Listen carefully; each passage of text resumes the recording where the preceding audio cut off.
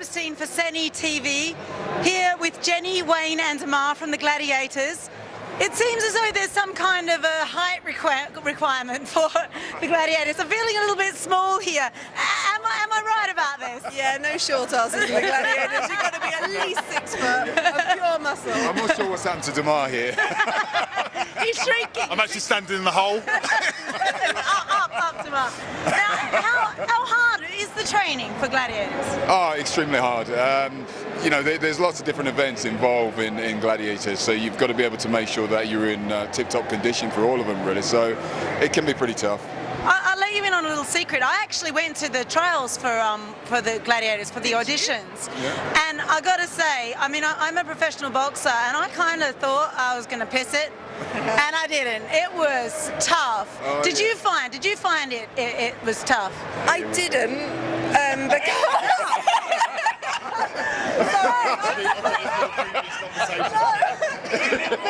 because a lot of the trials were like sprints and plyometrics and medicine ball throwing. There were things that I do in training. We found like the bodybuilders or the bigger guys really struggled. Some people were sick, there was tears, but I beat most of the men on my trial. So What is your sport? I do athletics and bobsleigh for Great Britain. Right. So were there any of the trial sports that you found difficult? The wrestling was a challenge because I haven't done a great deal, so I had to kind of muscle my way through that. But in terms of like the speed and the agility, it was my forte. It's what I do. And what's the toughest thing about competing, you know, on the night itself? What in Gladiators mean? The toughest thing is not anything tough. Nothing. It's all easy. Are you not aware of his name? That's Ask her about destroyer. swimming. But that's English people in general. None of you pussies can swim. I'm not going to comment on that one. I'm kind of the guy that goes swimming in the swimming. When I'm at the swimming pool, it's entertainment for everyone. Because it's just this, dare I say, gluteus maximus that's kind of surfacing, and the rest is just bobbing along. So I think that's one of the reasons. Oh no, it is. No, you just, if you're an Australian, you feel like an Olympic swimmer, just living in this country. Oh well, that's good for you. Thanks. Yeah, you know. Shall we go now? Yeah, fine. You're making me feel little. You can go. You can go. Yeah. Have you enjoyed your day today, anyway? It's been brilliant. It's great to see all the different events going on, and judging the Fame Fitness today was interesting. You know, it is eye-opening. Yeah, for you on the men and me on the women. Damar? I like the men. As a gladiator, do you need to try and keep on, you know, increasing your knowledge of martial arts generally? Yeah, I mean, we're exclusive personal trainers as well as presenters and models, and kind of the whole industry is really interesting to us. Yeah. In terms of the fitness, the personalities, the profiles. So, yeah, it's a great show to be at.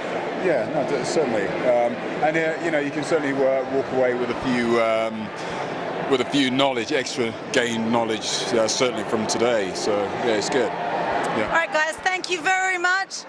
Laura Saperstein for Sony TV. Thank you. Okay. Laura Saperstein for Seni TV, here with Renata and Daniela. Renata, what is it that you've won today?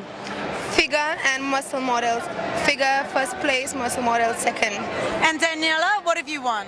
I'm the 2010 Fame Fitness Champion, which is the gymnastics routine round. Okay. Now, first of all, Renata, what does your event involve? Just like posing, routine, which is 90 seconds, and quarter turns. And what are you trying to focus on? What about your body are you trying to hone in order to win your event? I was training hard, starting training 3 hours a day. But what are you trying to, how are you trying to make your body look exactly in order to make it the best that you can to be number one? I know my secret, I can't tell the secret. But is it about long, lean, sinewy muscles, or, yes, or what is it? Long, lean muscles. Okay. And Daniela, Eric, can we move back a little bit? Can we have Daniela show us a little bit of what she's actually trying to show today in her event? Let me hold that for me, though. your trophy. There's so many just equipment. New job now, clearly. We have props. Daniela. How low can you go? As low as you like. This is Eric Guy, after all. Marvelous. Why are you cool? It's just a line.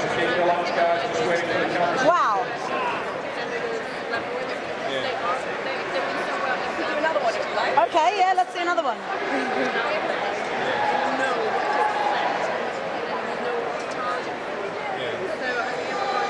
Boy.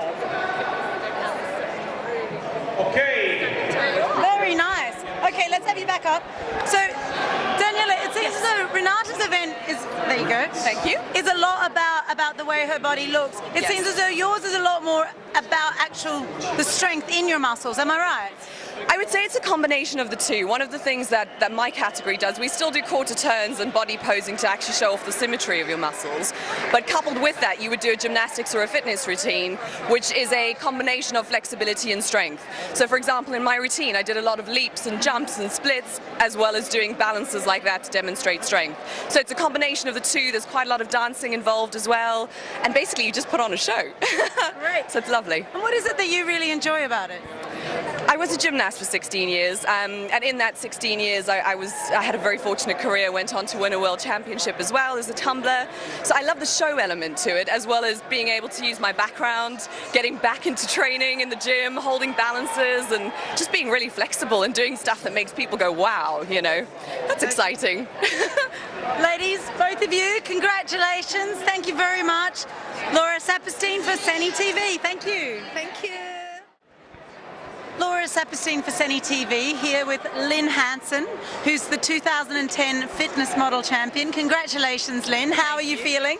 Fantastic, fantastic, yeah. Now, I had the good fortune of running into Lynn in the bathroom before this competition, and Lynn was pretty much too nervous to speak. Yeah. She was very polite about it, just mildly trembling, weren't you, Lynn? Yeah. But now all the nerves are gone. Yeah. And over the moon. Yeah, fantastic, yeah. It's just like, I don't even think it's synced in already. It's just going to be so good just to sit down and have a meal and just like, yeah, I did it. Why were you so nervous?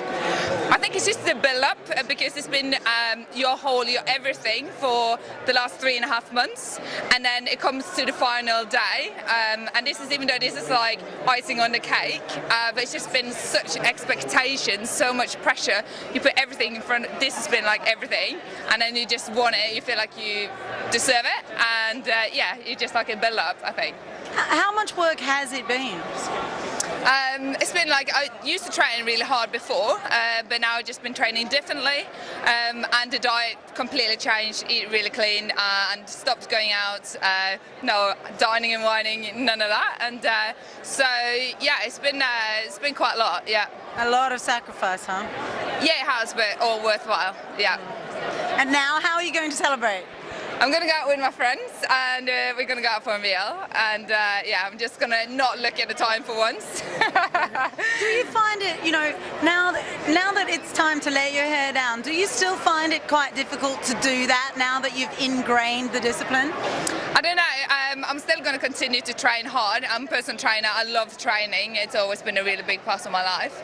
So I'm still going to do that, take my foot off the pedal, eat a little bit more, maybe a little bit more varied or different things. But I'm still going to be, you know, healthy and more, you know, and I'm still going to maintain the shape I'm in, and, you know, still, yeah. When's the next competition? The next competition, I'm not yet signed up for it, but I believe that's in the States in November, so yeah. Okay, Lynn, congratulations and enjoy your win. Thank you very much, thank you. Laura Saperstein for Seni TV here at Docklands. All right, Laura Saperstein. Saperstein for Seni TV, here with heavyweight champion of the world, David Haye. David, it's fair to say you're riding pretty high at the moment, I think. Yeah, I am. You know, had a good title defence against John Reyes a little while ago. 9th round knockout. You know, packed out Emmy in an arena, 20,000 people in there going bananas. I gave him a good night's entertainment, and you know, job well done. So I'm happy.